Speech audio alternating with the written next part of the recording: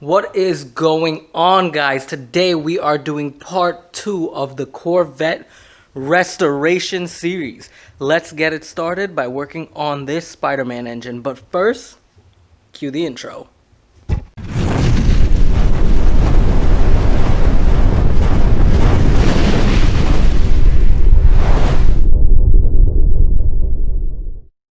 Alrighty, guys, hopefully you guys enjoyed that intro, and if you didn't, just leave it in the comment section below. No feelings hurt. But anyway, we are going to start working on this engine. We have so much to do. We have to put on the oil pump. We have to put on the new oil pan. Finally, the oil pan bolts came in, so we can throw that in. Then we're going to put on the motor mounts and hopefully drop it into the car. I'm not sure if it's going to get started today, but we're going to be one step closer to starting this motor. When we were painting up the engine bay and doing whatever craziness that we do here, we found a hole in a certain spot of the frame by the control arm, and we basically got someone to come over here. They're going to weld it back for us and hopefully bring back that structure and rigidity that this frame is supposed to hold. Now, with that being said, after all that's done, then I'll drop in this pretty little Spider-Man beast in there. But first, if y'all want to take a look-see at what the engine bay looks like. We've been pretty busy with this engine bay. It's still going to get painted over. We have so much stuff to change on this. But that is the hole that we are talking about. Let me zoom in there for you.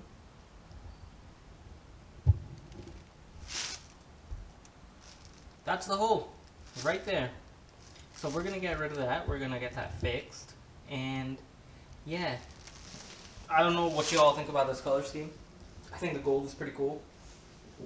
I think it's interesting. It's different. I think it's alright. It'll look cool. My uncle went a little bit overboard with the paint, but that's alright. We like it. It's cool. It's cool. Anyway, so let's just get started on the motor.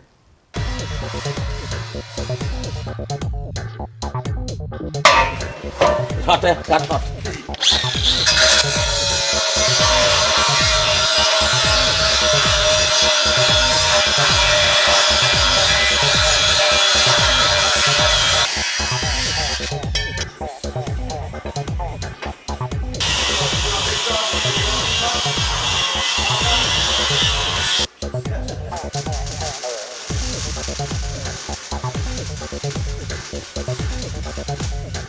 Finally, with that damage repaired, we can officially move forward with our project.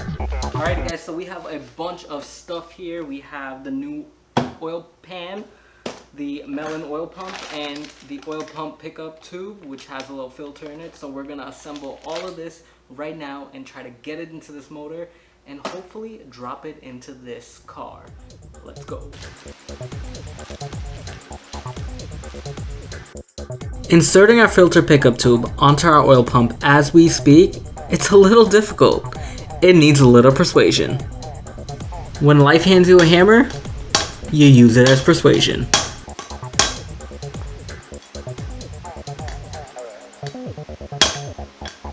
Looks like we persuaded this pump. Now let's install it. Before installing the pump, there's a shaft that needs to be installed.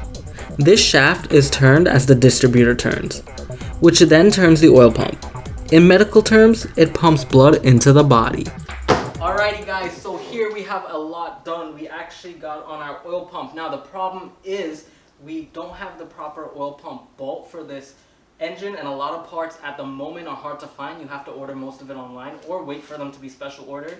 So what we're going to do is try to find the bolt as soon as possible today, because I definitely want to slap this pump on, slap on the two mounts, and slap on this oil pan and drop it into this car on this episode. So we have a lot of stuff to do, but in that time, while we're waiting to find a bolt for this, we're going to get started on our oil pan and set up our gaskets so we can just have an easy install.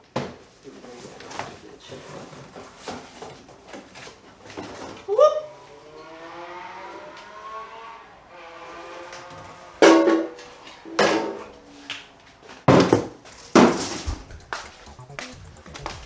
Let's get started.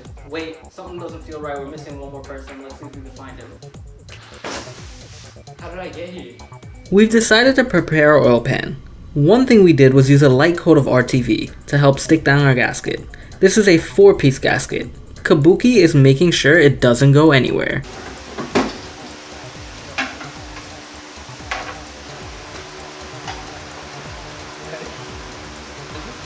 And the flywheel and thing, on the flywheel. So, I just realized that. Drop it, hold on. Hold on, let's see. 1 thread, 2 thread, 3 thread, 4 thread, 5 thread, 6 thread. Okay, drop it. You see this little divot hole? Line it up in the center here. And then extra hole in the middle. This hole, line it in the center. Unc, let me get the thread lock now.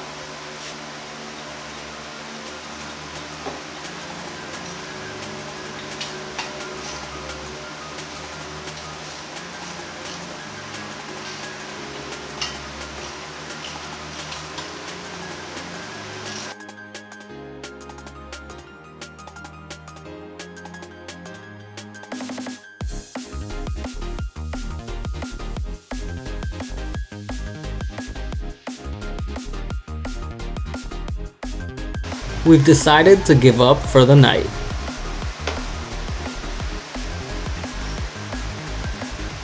Leave it right in, man. Until we get help to put in. Because you still have to put in, we have to put in again. You can. Once I drop that in, I want to pull out all the wire from the trams and slide it on the mount. Anyway, so I pull out all the wire once and then bolt it in. No, because I want it to be easy for one point in time. But leave it, I think leave it until very fine. Leave it right in. Yeah, but I don't want this to hang next thing drop down. See if you can drop it down slow and see how it And just let you rest barely and leave the string on. Unless we throw the tire in here. Yeah, perfect. Alright, jack it back up then. Just say we'll grab that tire then, please.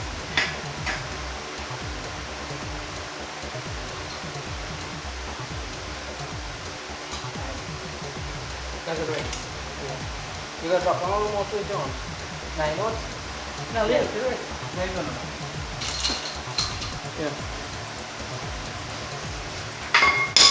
Alrighty guys, so what's going on? We are up to the carburetor part. We have so much stuff still left on this motor. Honestly, it's so much stuff that I'm pretty flustered and I don't know where to start, where to begin, where to end. I don't know. But I just want to do something. And I have the carburetor here. I have no idea how to tune this thing up. So we're going to get some help on this. I do have a older head guy who used to work on these things back in the day. And he knows how to do these. There are tons of videos online that teach you how to do it. There's the instruction manual right here. But you all know I really don't like to read that much. All the words just annoy me. I can figure it out, but I rather have someone, you know, show me who been experienced in it, and I learn easier that way. But anyway, here we have a carburetor, specifically an Edelbrock carburetor. This is a 2-barrel, I believe. It's a 2-barrel carburetor, not a 4-barrel. And basically what a carburetor is that it's a device that mixes the air and the fuel mixture to give it the proper combustion for an internal engine. Carburetors were old school back in the day. You don't really see them anymore because now cars are fuel injected and whatnot. So yeah, I really have no idea where to start, what to do, or how this is set up, but I guess we'll figure it out together. And if any of you guys have any ideas, please leave it in the comment section below. So let's just open this box and see what's up in it. Swing them open. Here we have the gaskets. Looks like some screws, some ports, connectors. We have a little filter that comes with this. This is failure to install new fuel filter or using E85 will avoid your warranty. So I guess this is a fuel filter for it. Let's see what else is in Holy crap. Ah.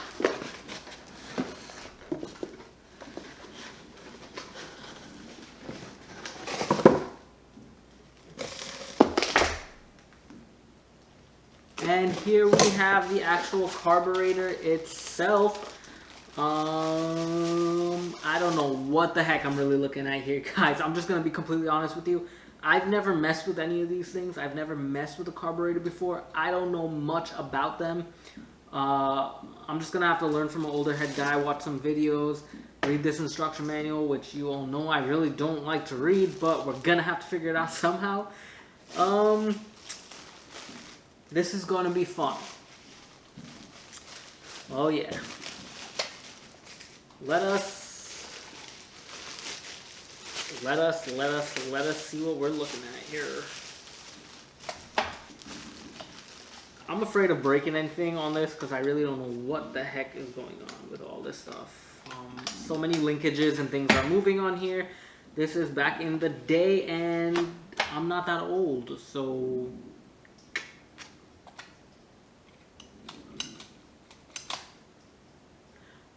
hopefully we'll figure this out.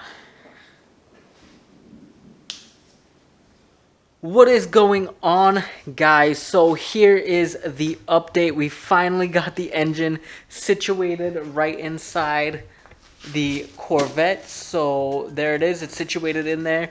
Now we have a few problems. First problem is that we got the wrong oil pan, which is supposed to be a left dipstick oil pan. We got the right dipstick side oil pan, so we got that coming in.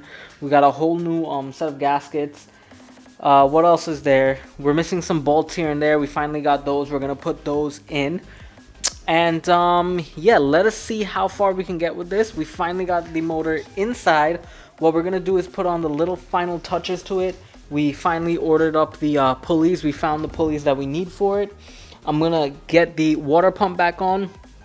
I'm gonna try to put on the carburetor and the distributor. We're gonna put on the exhaust manifolds as well as the spark plugs. We're gonna try to get all those little fine touches in and hopefully get this car running as soon as possible.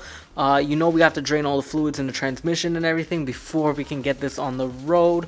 So with that being said, guys, we're gonna leave that for part 3 because part 2 is pretty long right now. So with that being said, guys, I just want to say peace out. Thank you all for watching, and I hope y'all enjoyed part 2 of this series. Part 3, maybe it should be a 3 or 4 part series, I'm not sure, but thank you all for watching part 2. Hopefully you guys enjoyed this, and please leave a like or comment in the comment section below. And if you're new to this channel and you're not a subscriber, please consider subscribing, and I will talk to you all later. Stay safe, wear your mask, and peace.